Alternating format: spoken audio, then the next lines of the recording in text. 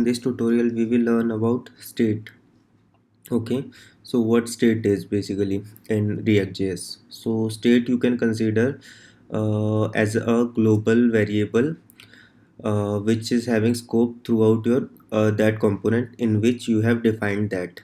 Okay, so let's define the state. So let's start with it. So you basically define the state under the constructor.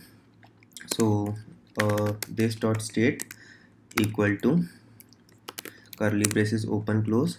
Then let's suppose I'm giving the title of this component. Okay, so title, I have given this h1 name class component. So let's add class component. Okay, so now you do not need to hard code this text. Instead of this you can directly pass this dot state dot title. So that's how you can use the state variable, you can say. So this for defining it, what you have just done, this dot state equal to curly braces and the key value pairs. Suppose you have, if you have multiple states or multiple variables, you can say, so you can just add comma at the end of the line, then title. Let's suppose you want to add the name, so you can add the name. Let me add my name here. So okay, tutorial by this dot state dot name. So guys, if you want to use the this state any variable or any basically value in this state, okay, or you can say any global variable, so in that case you just need to add a curly braces, okay, over that, so like this. Okay, otherwise it will consider it as a string. Okay, so just save it and reload, and let's see. Yeah, here you can see this class component is now um, comes from the state title. Okay, and the tutorial by, and this name comes from the this name. Okay, so we have used string in title and name. So if you can use other values as well, like if you have boolean value, okay, if you have array object, so any value you can store in the state. Okay, so and you can basically this I have directly used this state, so this dot state dot title, so you can basically just reduce the code as well. Instead of writing this dot state dot title and this dot state everywhere, you can what you can do is you can use destructuring instead of writing this full name. So in destructuring, what you can do, let's add const and curly braces open close this dot state, so and title name.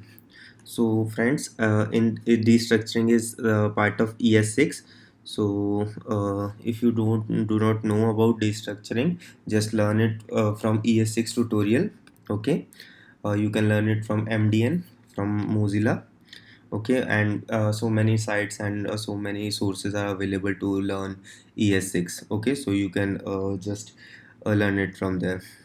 Okay, or later on I'll create video on it, or as well when I'll create an on JavaScript.